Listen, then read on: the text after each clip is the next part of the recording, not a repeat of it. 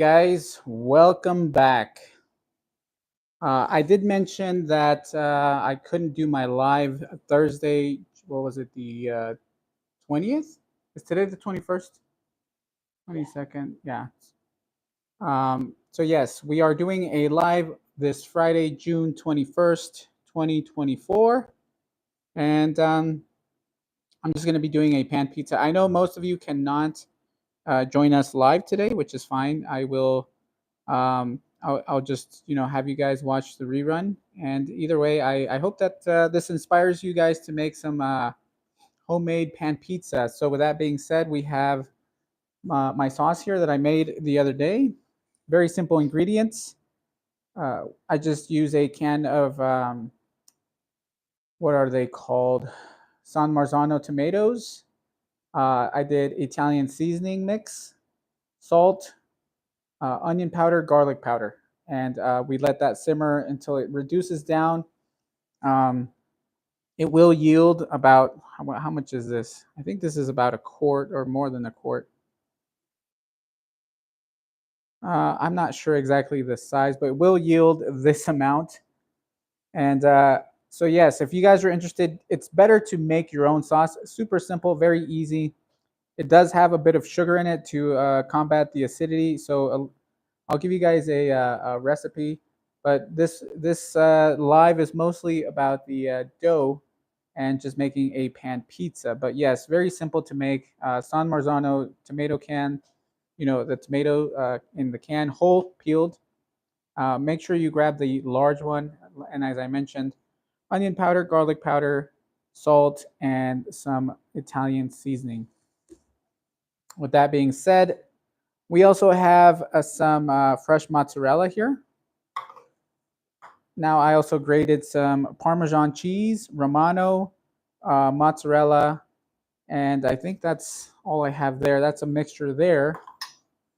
And then we have my dough here, which has been resting in the refrigerator, proofing for 24 hours now. So actually a bit more than 24 hours now. I want to say close to 48 hours because I did have this prepared for the live stream on Thursday, but didn't happen because I had to go to work. And then lastly, we're just doing some pepperoni. We're not adding any other ingredient. We're just making somewhat of a Neapolitan style. I know Neapolitan doesn't really have pepperoni in it, but it's somewhat that inspired pan pizza style, Neapolitan style. So it's just a mixture of both.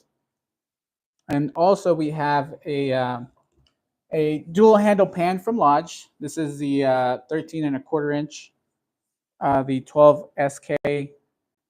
Uh, it's not a loaf pan. This is a dual handle pan. I don't know what the L stands for, but anyway, 12 SK, modern day, and we're going to be using this to prepare our pizza. So the first thing that we're going to be doing is we're going to add a bit of oil to this. And what I've seen, like Pizza Hut and other recipes that I've seen online, they use butter. So I'm thinking about doing a little bit of olive oil um, or butter. I'm not sure yet, but maybe we'll do a little bit of both. And so, all right, guys, we have a 13 and a quarter inch pan here. We have our dough. Just gonna plop this guy out, and we're gonna get this going. And for those that are here, I think I saw several of you here. Thank you guys for tuning in. Thank you guys for joining. I'll be reading the comments in a little while, but we just have to stretch this dough out. And actually, what I should have done first is added a bit of this. So I have some softened butter here. We're gonna use that, and that's what I've seen. They just pack it with butter, and they typically use a brush. So we're just gonna, I guess you could say, add a bit of it, and then use a brush because I do have a brush. So here we go. And right now, guys, I cannot see the comments. I don't have my computer with me, so I don't know what anybody's saying. Hopefully, you guys can hear me. I'm hoping that the audio is okay. Otherwise, I'm just talking to myself. All right, we're going to use this silicone brush. And this is what I've seen a lot of restaurant chains use. They just I'm sure they don't use butter. I'm sure they use like Crisco or something. So, but we're gonna use this, and we're just gonna cake it on here. And this should help with the. I usually the preview that I did for the short, I did use olive oil instead of the butter. But like I said, a lot of the recipes that I've seen, they use butter or some kind of Crisco mixture. I'm sure it's vegetable shortening, but it looks like a lot. It is a lot, but we're gonna cake it on there. All right, now we're gonna bring back the dough. And I'll give you guys the recipe for the dough in a minute. Just bear with me. I'm gonna try and just spread this guy out in the pan.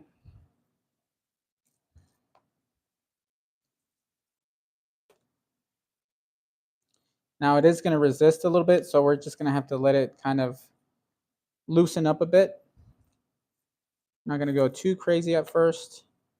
Just trying to get a decent shape, I guess. And then we're just pressing it around the pan. I'm sure you guys have your cast iron pizza recipes.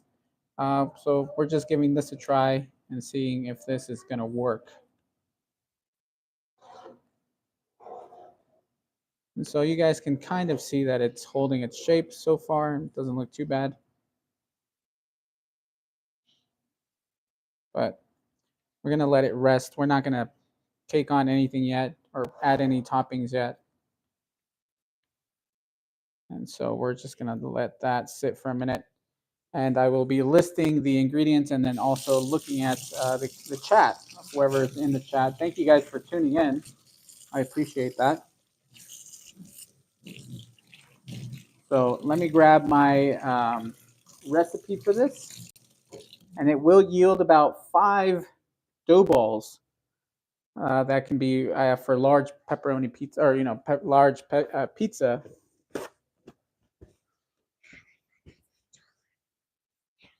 Okay, Mama, go over there. Izel, can you take your sister? Go help her out. Okay, here we go, guys. Let me take a look at see who's here. Thank you guys for tuning in. Appreciate that. Let's see, who do we got? Whoops, that is not correct. Where is the chat? Cannot see it. Oh, here we go. Captain Grims, thank you for tuning in. Captain Iron, or Cast Iron Restore, I'm sorry.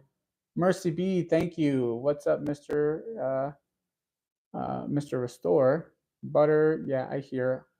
So shrink up some. Yes, it will shrink up. Fuzzy T Fork, thank you for tuning in. Thank you guys. Since Cynthia's not around, did I win a skillet? Yes, I think, who was it that won last one? OJ for hire. You're one cool dude. Thank you very much. All right, guys. So let me, as you guys can see here, I already mentioned that we have homemade pizza sauce. We also have some grated cheese over here, some mozzarella. We also had the dough in there, and the pepperoni is right there. But with that being said, let me give you guys a list of ingredients. So just so that you guys can see it along with me. And for those of you that might be interested, very, very simple. So 2.5 cups plus 1.5 tablespoons of lukewarm water. I just did the 617 grams of water.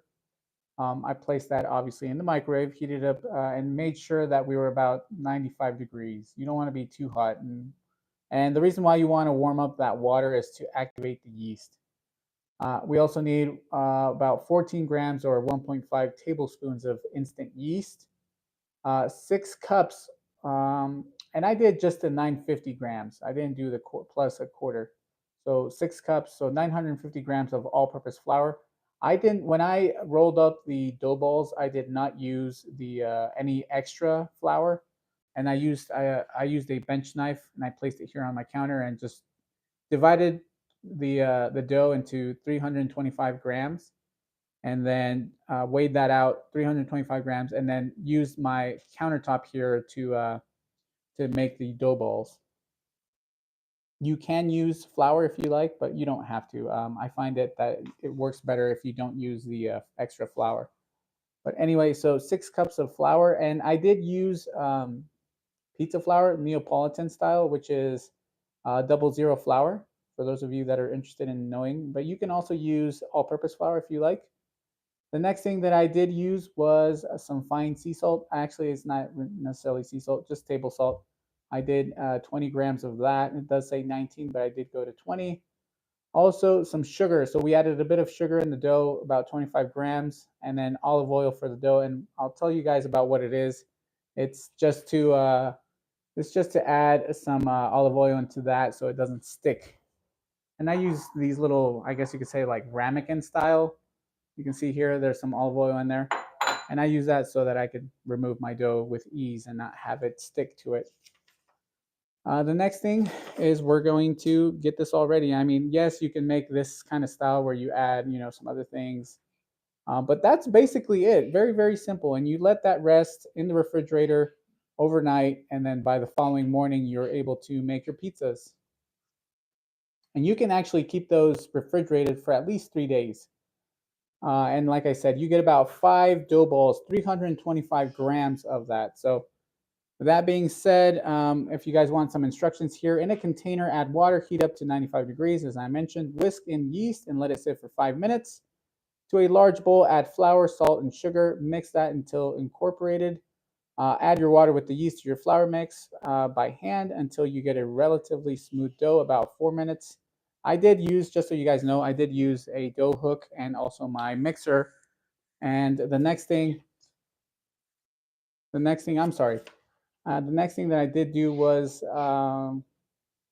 just let that mix, and then I would let it rest for about 5-10 minutes, and then go at it again another 5 minutes, and then just let it, let that sit for about an hour, and then uh, or rest for an hour here on the counter, and then after that, then I would punch down the dough because it did rise, and then that's when I started separating and making the dough balls. So basically, that's about it, guys, and very simple, as I said. So bear with me. I need to get the oven, or I'm sorry, yes, the oven or something going, but give me a minute, guys.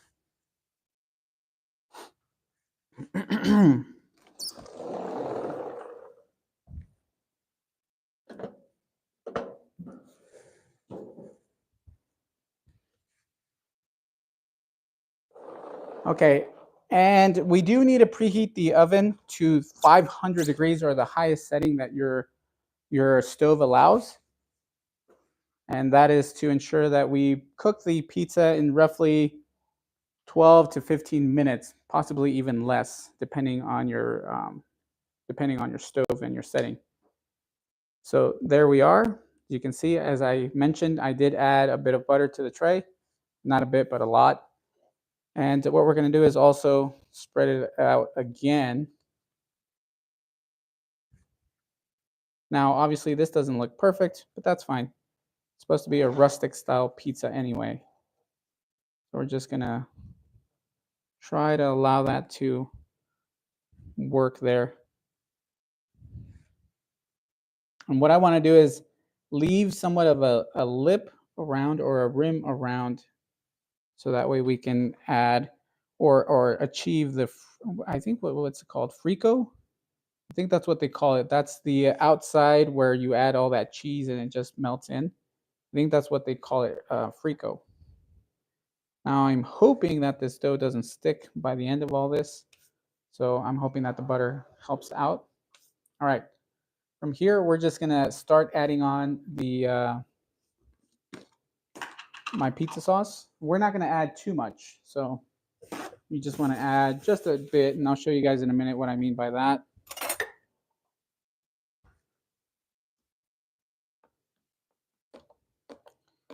So very simple also to make this sauce. You can leave it raw, or you can cook it to, if you don't have time and you want to make pizzas now, you can also adapt this to be a 1-hour pizza, where you can prepare everything and then let it rise for an hour.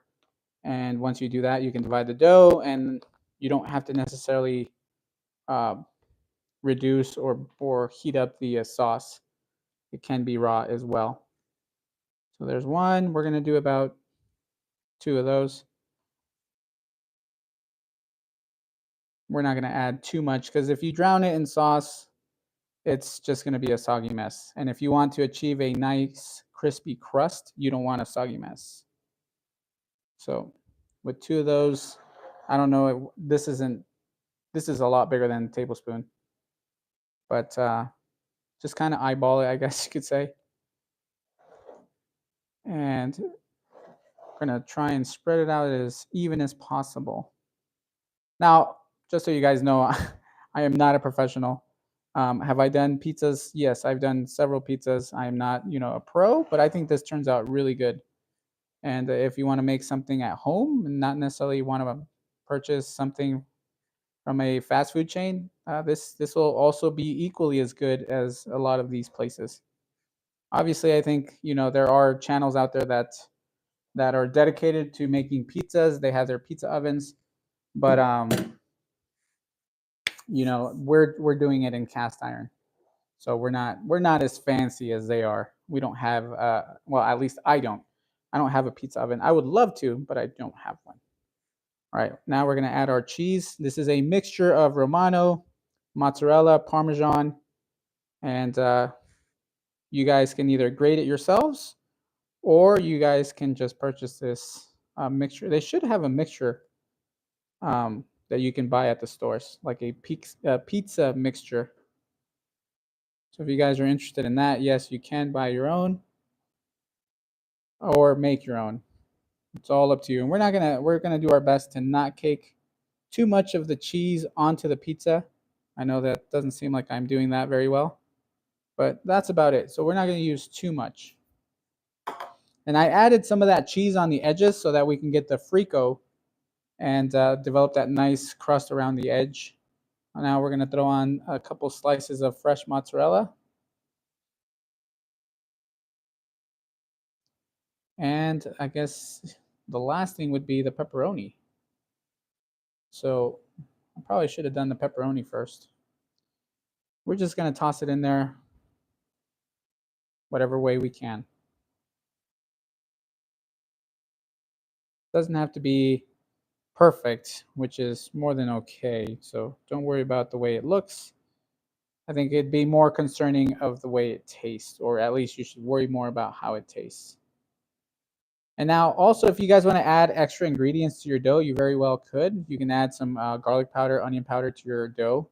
And believe me, I've done it before and it tastes really good. Some rosemary, some dried rosemary, oregano. So there's a lot of things that you can do. And there we are.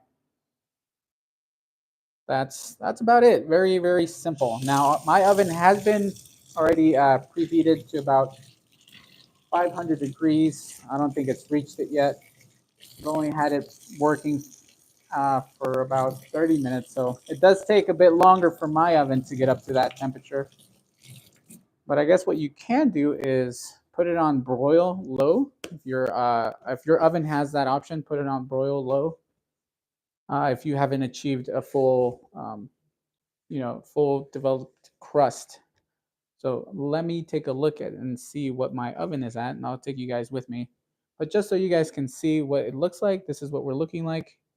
As I mentioned, I added that cheese on the edge, and that is so that we can have the frico, as I've come to understand that's what it's called.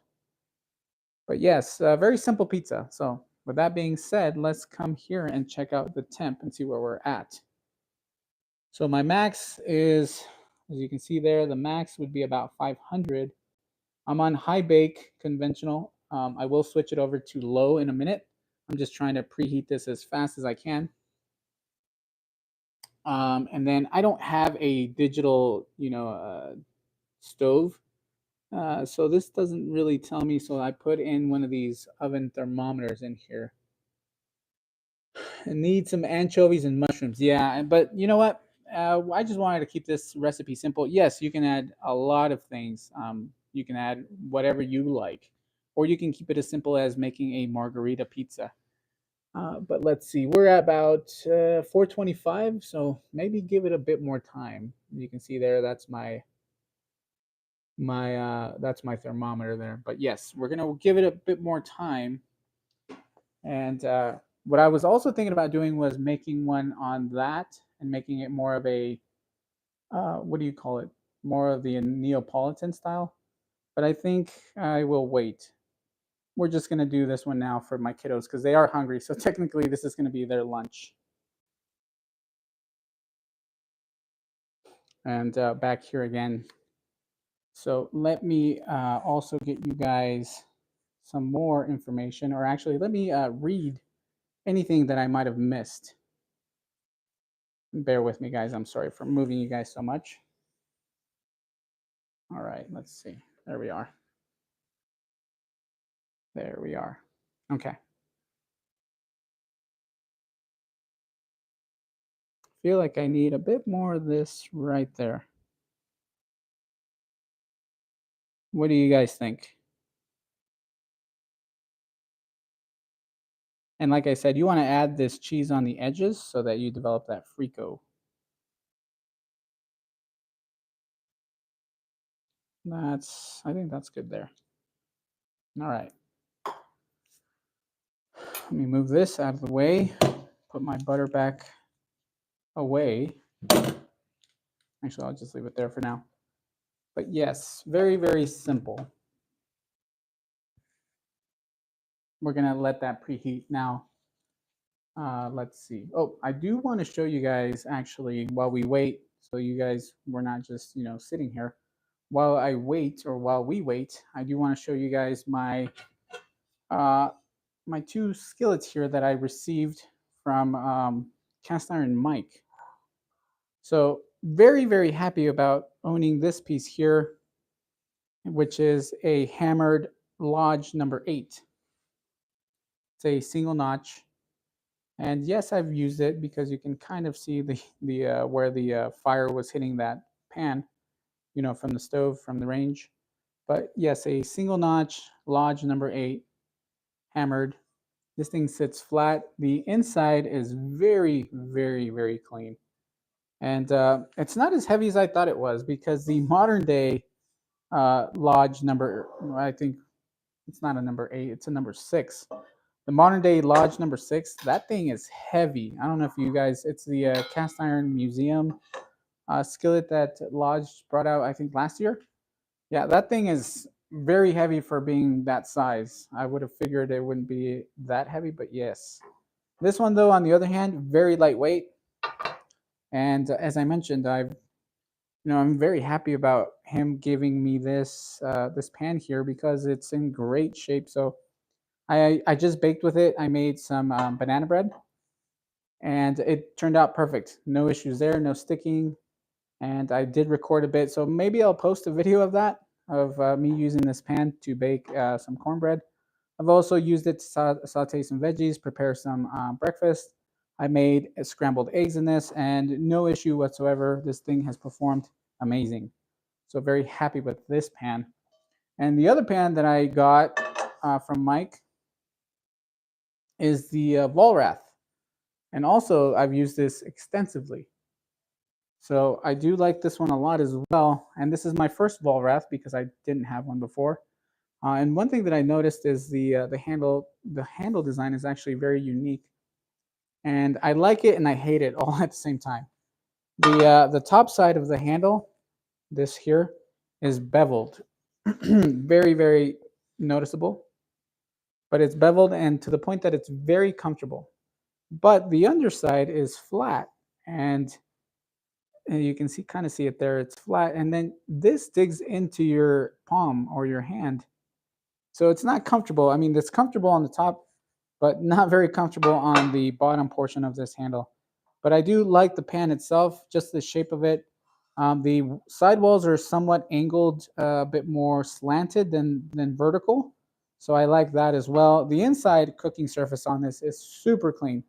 I would even dare to say that this wasn't even used. I think whoever owned it never really used it, or if they did, they were very, very careful with their pan.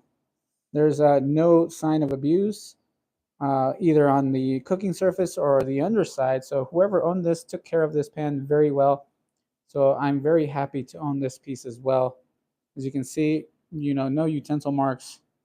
You can see a little bit of that seasoning Other than that, looks great. I wish you guys could see this one in person because you can even see the the mill marks here. It's still very noticeable in person. The camera doesn't do it justice, but uh, great pans here, and I'm very happy. How many of these number eights do I have? Way too many now. Way too many. I think I have over 50 or 60 of them.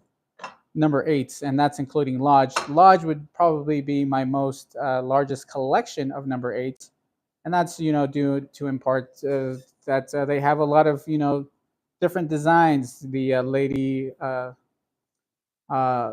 or the Walking Liberty. I have that one. All the countless Cracker Barrels versions, the Lodge version. So there's a lot of different number eights, and I have way too many number eights. So yeah, I'm not looking to get anything any sooner or any soon right now. But with that being said, what are your guys' thoughts on those two pans? Let me know. Let me see. Let me check the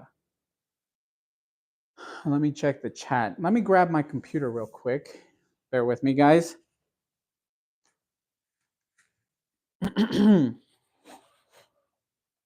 Okay.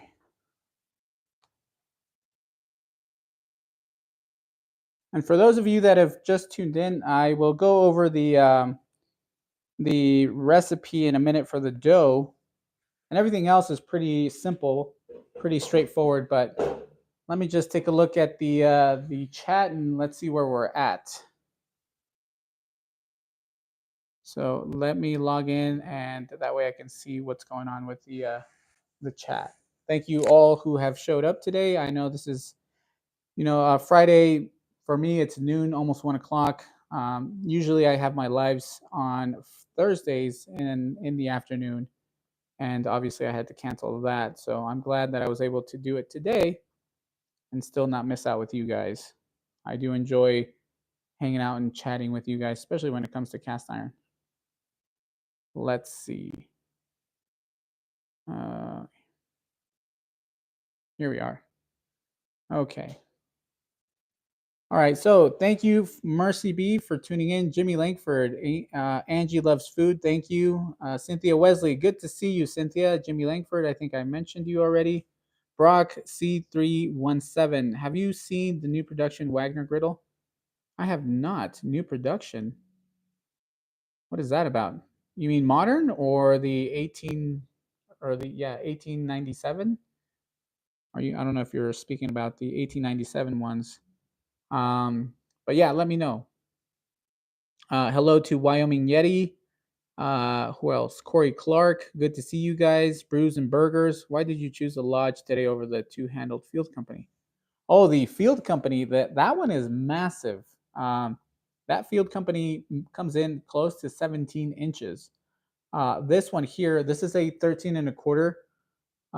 The top diameter is 13 and a quarter, though the bottom, the cooking surface, I would say it's close to 12, maybe even 11 and a half inches. So the dough balls roughly, will be about a 12-inch pizza, 11 to 12-inch pizza. So with 325 grams of the dough, you're able to do about I don't know if you would consider it a large or medium, but it's not huge. So if possibly if I merge two of the dough balls, I could possibly make a 16-inch pizza. But I decided to go with the Lodge because it's not as big, and the dough, even right now when I pressed it in, it was thinning out, so I couldn't go with the other one. Actually, I probably could have, but I wanted to get the Frico on the side, with the crust. That's why I went with this one. And I was also considering doing the griddle, but that would have been more of a Neapolitan style. This is a pan pizza, so we're doing pan pizza today. I will possibly do a Neapolitan style and maybe something else, because there are different styles of pizzas. But yes, that is why I did not use the 16-inch number 16 Field Company.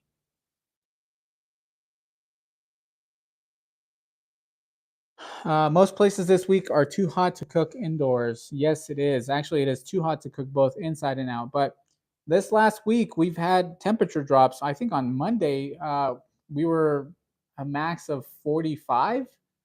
So we dropped, or I think like yeah, about 45 degrees. We dropped below. We were in the freezing. So we even had a freeze warning for crops and things of that nature, or and plants as well. So they recommended that we would bring, for us to bring in anything, any kind of plants or anything of that can't freeze over, and including our water systems. They recommended that we would shut down the water systems over the weekend because we had a cold front, I want to say, come in. So yes, it was really cold. Now today we're in the 90s, and this weekend we're going to be in the 100s. So we got crazy weather where I live. Beginning of the week, like I said, we were 45s for a high. Low was about 29. And this week, our low is going to be about 60, and we're going to be in the 90s to 100. So crazy weather where I live. Wyoming Yeti says, "Oh man, what size is that lodge?" That is the 13 and a quarter dual handle pan. And I also have my sister's. It's funny enough, my sister actually, I saw her the other day, and she told me, she said, "Hey, I made some banana bread, and I left it in the pan overnight." And I said, "No, no, you're not supposed to do that because it will, the moisture will destroy your seasoning." But this is her lodge here. You can see very faintly now because I obviously kind of seasoned it in, but you can see how here we go. You can see the streaks there where that seasoning was removed from her leaving her banana bread in here overnight. And I did give it, I think it was 3 rounds of seasoning, and it did great. And I did use the Crispy seasoning, and I mean, it brought it back. This was bare iron because she had left it in there. So yeah, it stripped it pretty much down. She said her banana bread was still good, so there's no issue there, but her seasoning did suffer. But anyway, this is a 12-inch, and as you can see, it is slightly smaller. This is the 12. So this is considered what, the 10SK? Yeah, 10SK. And what we have here is the 13, or I'm sorry, yeah, the 13 and a quarter inch, which is the 12SK. So yeah, we're using the 13SK today, 13 and a quarter inch. I want to say the cooking surface, as I mentioned earlier, is roughly about 11 inches. I'll check for you guys in the once we're done baking this.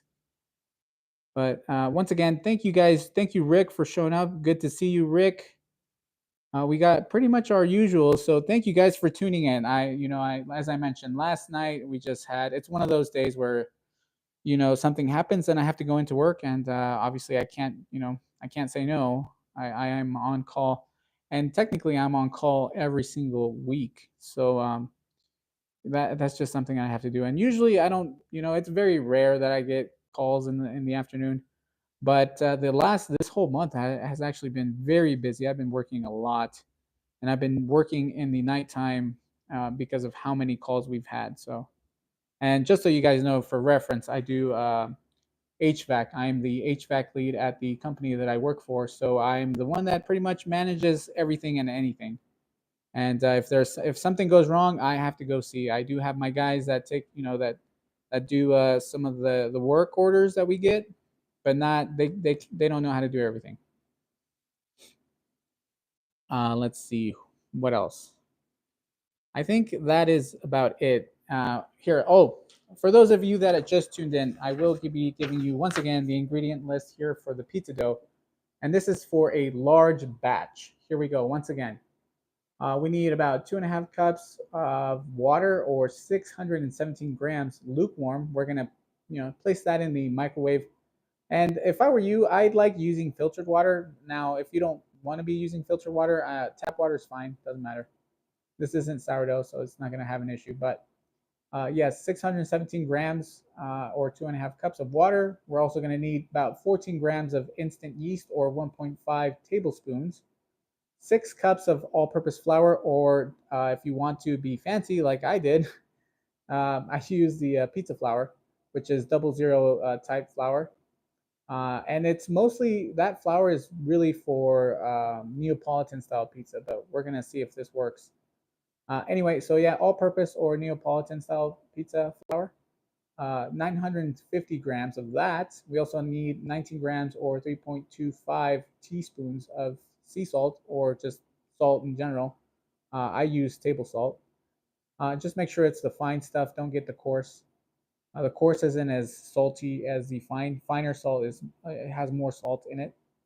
And we also need some olive oil for the dough, and that is just to get the olive oil in here because this is where I put my dough, placed my dough in this, and I placed it in the refrigerator overnight so that I can develop some gluten. After that, here are some instructions for the pizza dough. In a container, add water, heat it up to 95 degrees, whisk in the yeast, and let it sit for 5 minutes. To a large bowl, add flour, salt, and sugar. Mix that until incorporated. Add your water with yeast to your flour and mix by hand until you get a relatively smooth dough. About 4 minutes. Now, if you don't want to be doing that process by hand, you don't have to. You can use a mixer with a dough whisk and just let it go for about 4 minutes. Let it rest about 10 minutes, and then go at it once more for another 4 minutes, and you should be fine after that. Let it rest for about an hour on the counter. Make sure it's covered, and then from there you can divide it. And when you do divide, I divided it to 325 grams per dough ball, and that rendered me about 5 dough balls. So I have some more in the refrigerator, but we're only going to do one today. And I used one the other day as well, so I have 3 left. Or no, yep, 3 left. Anyway, add your water to the yeast, to your flour, mix by hand. Next, shape your dough into a ball. Generously grease a large bowl with olive oil and place your dough, cover with greased plastic, wrap, and rise in the fridge overnight. That is basically it. Very, very simple. Now, if you want to do also your own pizza, not pizza, but your own sauce, pizza sauce, all I did was grab a large container of San Marzano whole peeled tomatoes. I blended those, added some onion powder, garlic powder, and salt, and lastly, some Italian seasoning for that flavor as well. And that is about it. You can simmer this and reduce it down, or you can leave it raw, and it's not going to be a big deal. So yes, you can do it both ways, but very, very simple. And you can get all this stuff done. Usually, typically, you could have a pizza done by within the hour. But anyway, with that being said, I think we are ready to place this in the oven. So let's go ahead and go to the oven. All right, guys. Sorry about all the movement. And as you can see there, I also have my griddle there that I was planning on using for a Neapolitan style, but I think I'll try that later tonight. But here we are. All right. Here we have the pizza once again. So you guys can see, we added that cheese on the side. We also added butter on the underside so that we could, that's actually one of the tricks that I've seen, so we can get a crispy crust from the, I guess you could say the larger corporate pizza makers. And hopefully this will work. I'm sure they use something else besides butter. I'm sure they use Crisco. But I'm hoping this works. There's also olive oil in the dough, so I'm hoping that nothing gets stuck. But since I didn't do a trial run on this style, I don't know if it's going to work. I'm just hoping that it does. So we'll see in a minute. All right.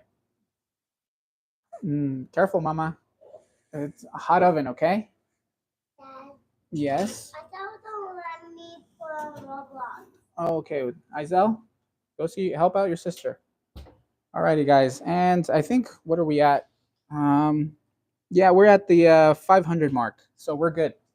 We're gonna let that go for about 25 minutes. We're gonna let that go for about 10 minutes, and then so if you guys can remind me, that would be great.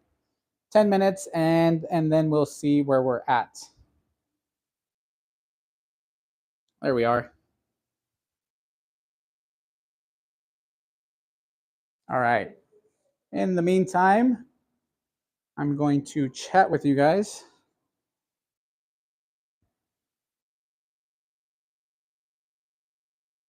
Rick says, hello all, just got back from shopping. That's nice.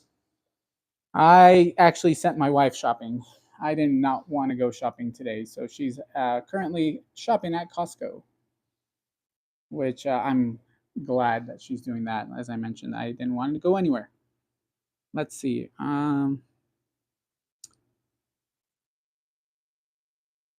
See.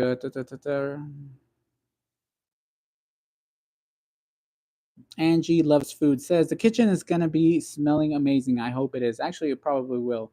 Now, the my only concern is just that the dough doesn't get stuck to the pan, which has happened to me before. But we're gonna keep our fingers crossed that it does not get stuck to the pan. Let's see what else do we have. Thanks, Corey, but didn't just get a new truck. You guys talking about trucks? I have a truck as well. It's 2005 Chevy Silverado 2500 that my sister basically gifted to me, and it's got less than 100,000 miles on it. That thing is awesome. And my wife in the beginning would ask me like, "Why would you want the truck?" And I said, "Why not? We would definitely have a lot of use for it, especially right now." And sure enough, we are using it like crazy. We loaded a lot of material and things like that. My yard is coming along as well. Just so you know, quick update. I will be doing more videos once I get closer to finishing up my yard and more Dutch oven cooking and things like that, grilling outside with cast iron. So look forward to that stuff. Hopefully, I can get that done within the next month. That way, I can do some grilling outside with, as I mentioned, with cast iron and also Dutch oven cooking because I love that stuff. Let's see, what else do we have?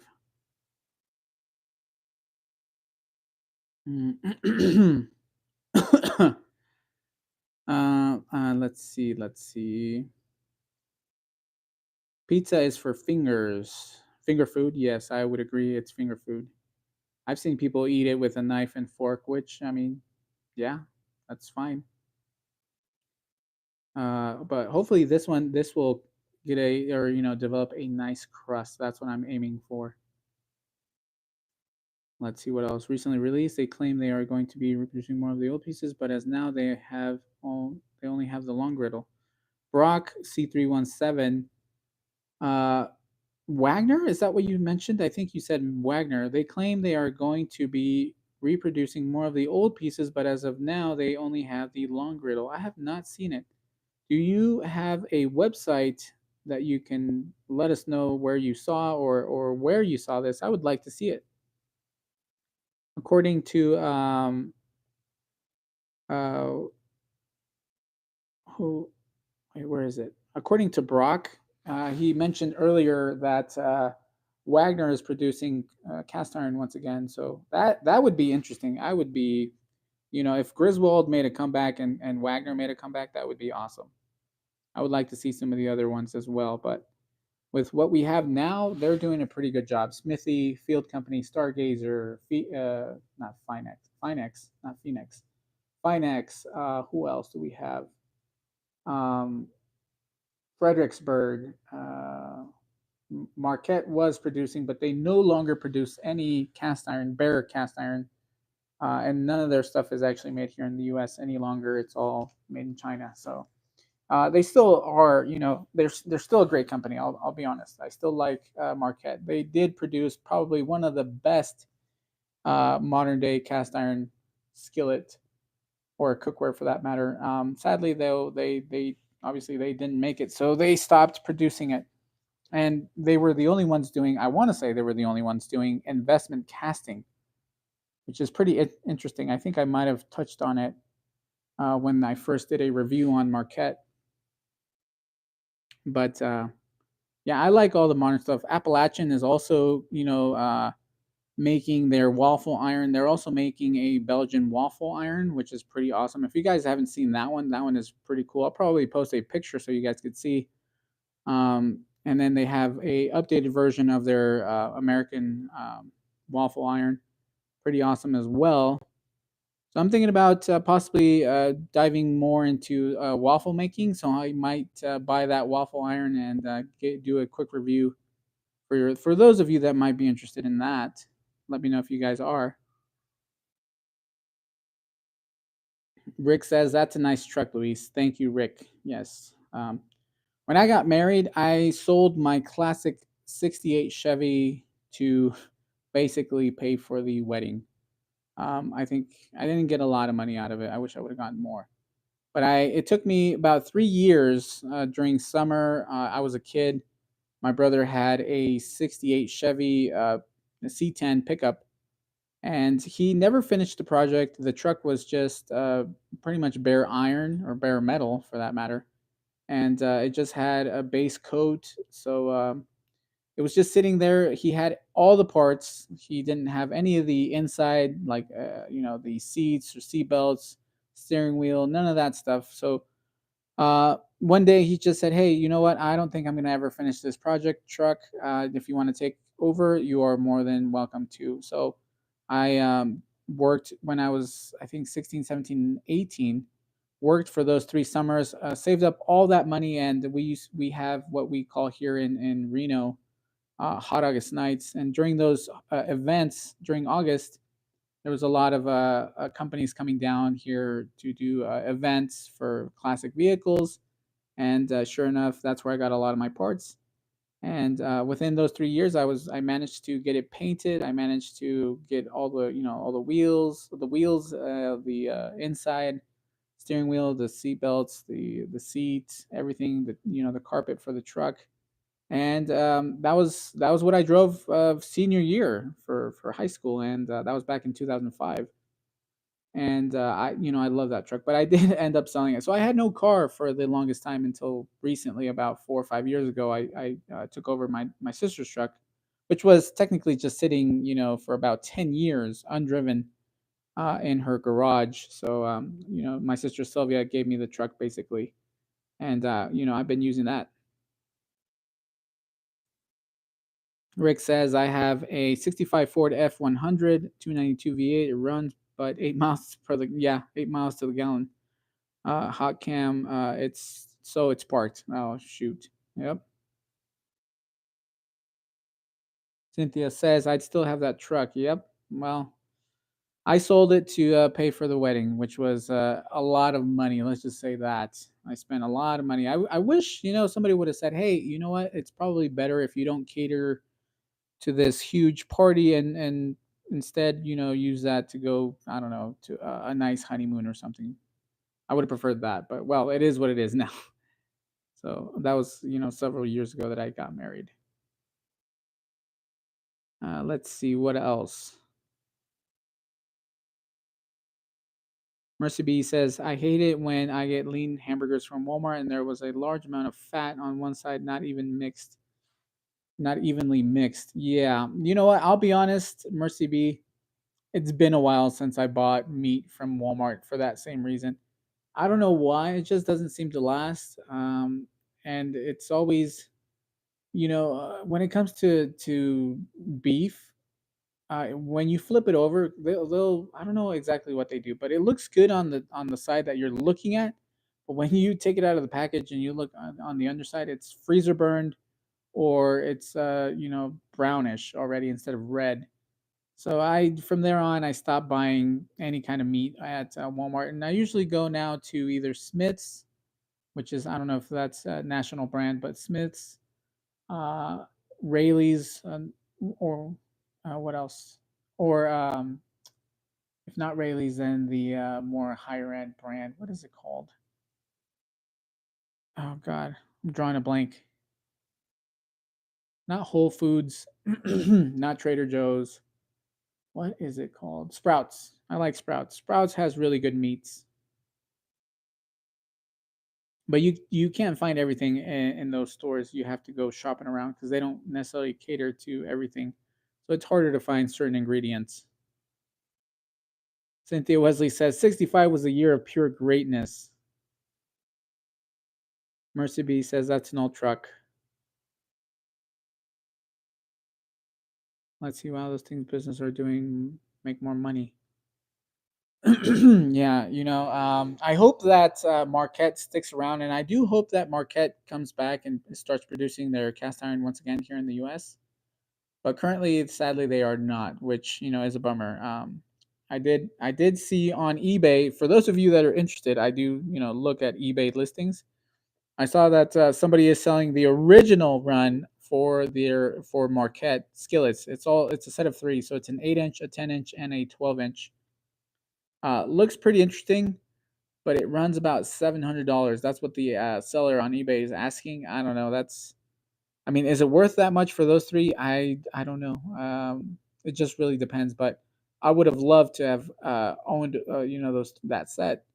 But sadly, that's just a lot of money, and I don't know if I can right now. I don't know if I can afford that. Um, but yes, I mean, if I come across something similar to that, believe me, I'll jump on it, especially when it's a good deal. But I have become like most where I have so much cast iron at the point that I'm not necessarily picking and buying everything that I see. If I go to the store, I'm not gonna just pick up a piece of iron just because.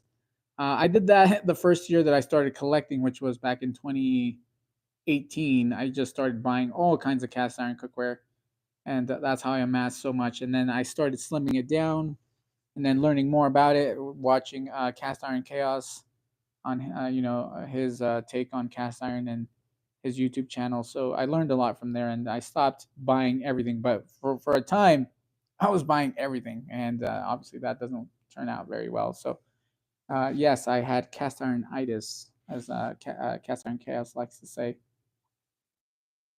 Well, let's see what else. Brock says I linked you a post on Instagram. Oh, awesome! Thank you, Brock. Let me see if I can check it out. Actually, so bear with me. I'm gonna look and see. I do have it here on my tablet. Let's see, Instagram. Here we go. This is interesting, actually. So I'm excited to see. Let's see. Oh, messages. I do have your message, James. Or no, that is not it. Oh, Brock, here you are. Wagner cast iron. Oh, they do have a griddle. I don't know if this is. This looks like one of their older griddles.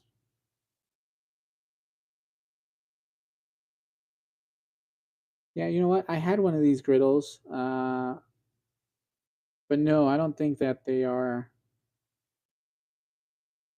Design to cover two burners on the stovetop. Perfect. Yeah, I think this is. Here, I'll show you guys what Brock was talking about. So you can see there the griddle itself. But what I do believe is going on here is that I don't know if I can focus. What I do believe that's going on here is that I don't think that they're bringing a cast iron. More that this is a page or a like a showcasing of a vintage piece. I don't know. I do need to check out their main page.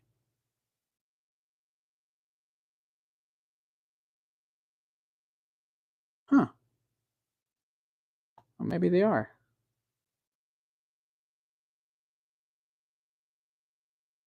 No, you're right. I take that back. It says, are the reissued Wagner products exactly the same as the vintage originals? I don't know. Here we are. Let's see. It says, modern reissued Wagner products are identical to their vintage counterparts, or vintage counterparts with one exception. Reissued cookware is marked with a production date indicating the years the original and the reissue were produced. For example, under the handle of our griddle, you'll see 5023 to represent 1950 and 2023. We added this to show the history of each product and to avoid confusion between vintage and modern. Huh. You know what? I think I'm going to look into that. And if anything, I will most likely do a.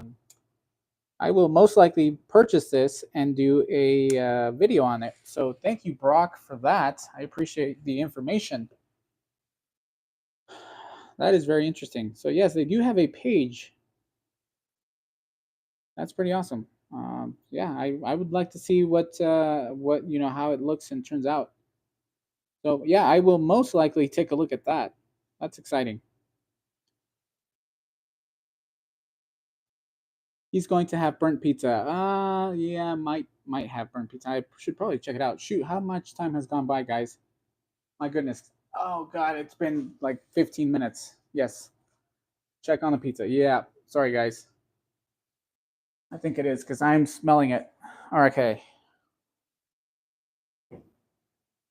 Oh god, that's hot. Yeah, I think it's done.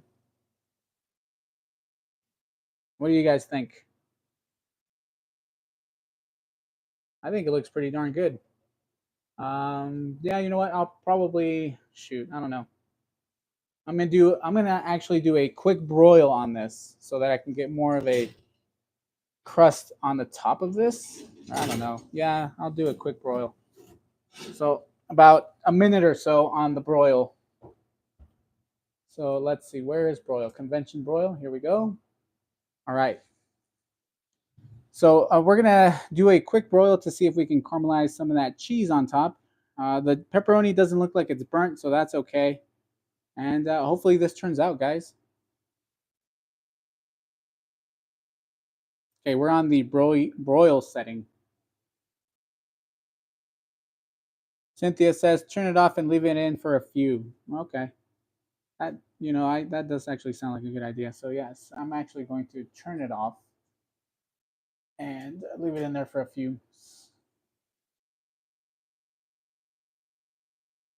Yes, it's actually looking pretty darn good. What I should have done was turned it. Let me do that actually. Bear with me, guys.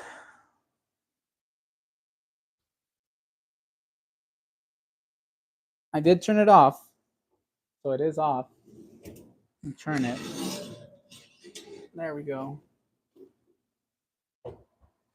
We're gonna leave it in there for a few. So remind me, guys. I'm over here just talking and talking, and I wasn't really paying attention. All right. Everybody says looks good. Thank you, guys.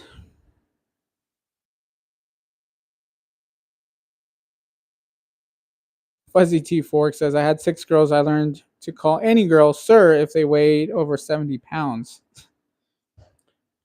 Oh my. Jimmy Langford says I love that oven. Thank you, Jimmy.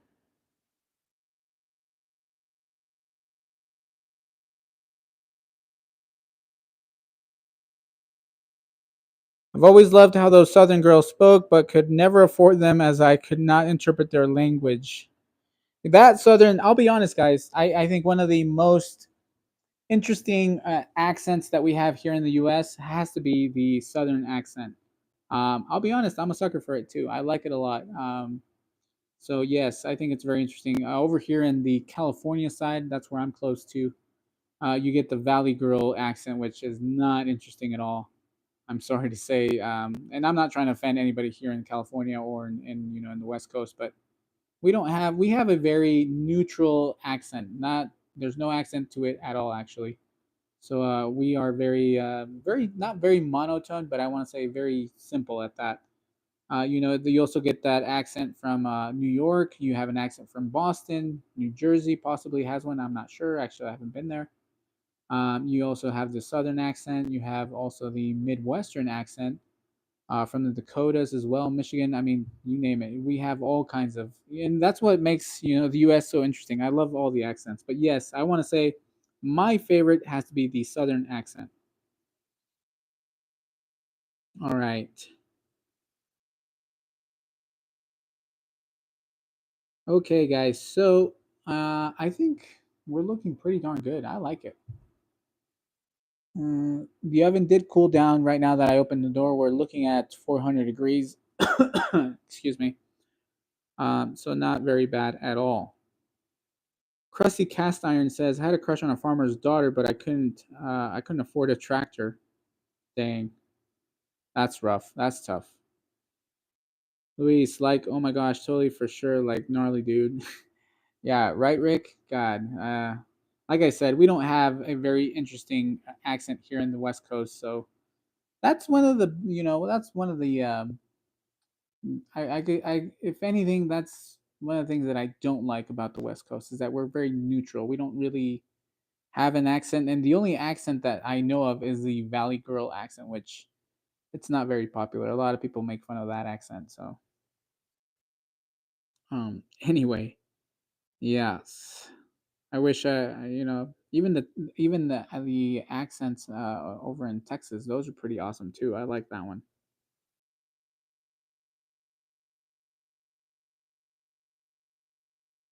Mercy B says, in the South, we have the accent. Yes, I love it. You know what it is? It's just the just all the mixture of cultures that were down there in the South, during the early days of the U.S. So there is a lot more culture there.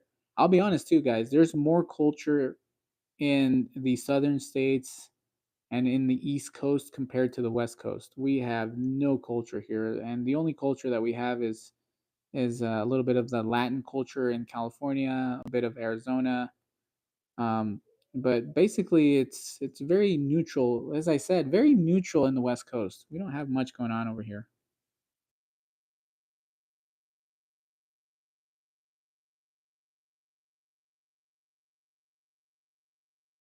Mike Kaiser says, "Have you used Lodge Blacklock?" Yes, I do actually. I have several of their pieces. I love the Blacklock, and I've actually said in some of my live streams that the Blacklock series is very underrated and possibly one of the best pieces of cookware out there, considering the price. So very lightweight, easy to use, easy to clean, easy to maintain compared to the modern, like Finex, Stargazer. Those are a bit harder to season and keep seasoned. So I think Blacklock is highly underrated for sure. Cynthia, I wonder if I would like to know if you have an accent, Cynthia, since you're down in Louisiana. Country, see, Mercy and Ricky, so proper. I'd be like, you all must be calling me some kind of country. Yeah, that's right, Cynthia. You are country. None of that bougie stuff. Yeah, you know what? One thing that I've realized is that I sometimes I do tend to be a little. How do you say? What's the word? And I need. I guess you could say bougie. Sometimes I tend to be bougie, and I know that I say we say that stuff in just joking around and stuff like that. But I can be, and I do my best not to be because I don't want to be. I don't want to be one of those guys. As I mentioned, I'm not perfect. I don't know everything, and I do my best to showcase what I can and the knowledge that I have to share to you guys or with you guys. With cast iron when it comes to cast iron and cooking as well. But with that being said, there we are, guys. Pan pizza. That's looking great. Okay. Sorry about all the movement. Just trying to get you guys situated here. Now, the moment of truth, though, is it going to come out? I don't know. I'm hoping that it will. Let's see. Let's get some light onto this guy. Very dim in here.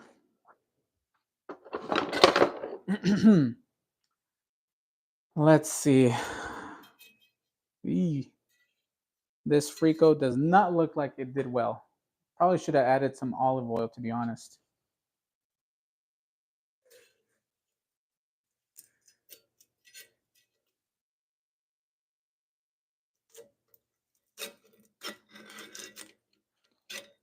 And with pan pizza, yes, you do want to you want to be doing this. Actually, you know what? I'm going to move.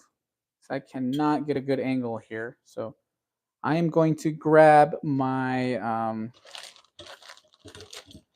trivet, and then we're going to go somewhere there where there's more light and where I can get a better angle at this. So we're going to move back over here and see if we can get a better angle, guys. Actually, let's move this way. Sorry about like I said, sorry about all the movement. Okay, so we got my trivet here. All right, move some of these things away. And let's go over there. Okay.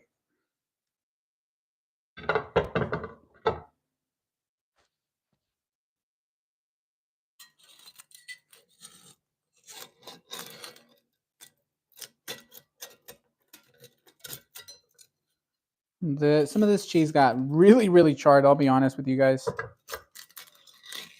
But not bad, actually. It's basically lifting off with the crust. So it's not just staying in the pan. And oh, yes, success. We have success. Now, did I doubt myself? Of course I did. Cynthia would know. She's always telling me not to doubt, but yes. Oh, and the underside looks great as well. Look at that, guys. I don't know if you guys can see that, but yes, the crust even looks nice and good. And you can tell that it sounds very, very crunchy. So, on to the pizza peel. Here we go. Okay. Pan pizza. And the reason why we call this pan pizza is obviously for the frico. Probably need something a little bit better, but here we go. And there we go, guys. Pizza.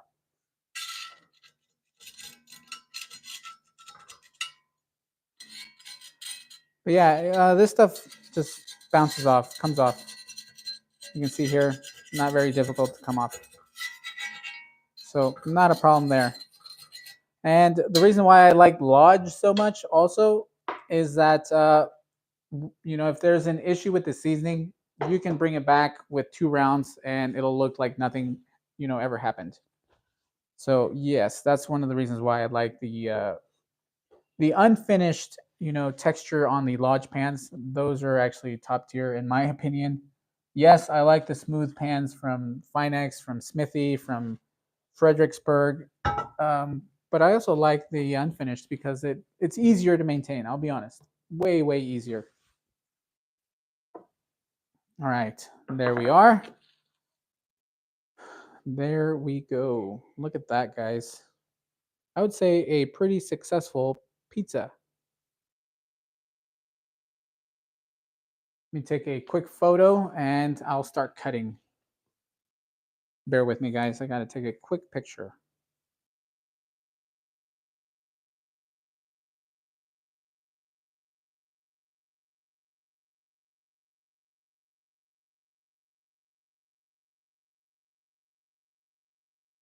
There we are. Okay, now back to the stream. So there you guys go. Did the butter work? Yes, it actually did. I'm happy that it did. So that's one of the things that a lot of people, or a lot of the content creators on YouTube, because that's where I got the recipe, are saying, that the butter or Crisco, I'm sure it's Crisco, that the big franchises use, the pizza franchises use, actually works, and then it develops a nice golden crust. So I'm going to be using this. I should probably use a pizza roller, but well. We're going to try attempting and cutting this, and you can tell that it is very crunchy.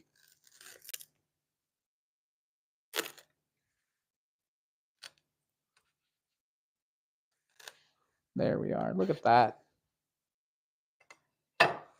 And let's cut a little sliver right here. So let's go, well, let's see if we can just cut it all.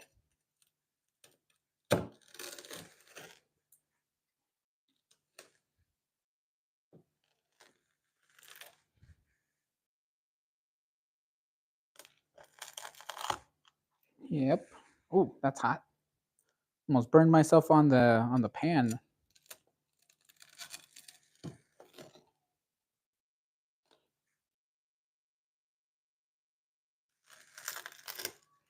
All right. Let's see. Let's take a look at the underside. Here you guys can see, holds up really well. Overall, I think it looks great. That's the underside. Looks pretty good to me.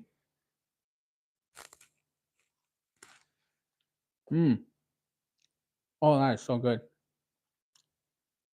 Sorry. I took a little bite. I had to. My kids are going to be upset. Sorry about that, guys. Yes, very good. And that's not me trying to, toot my own horn here, but yes, that is very yummy.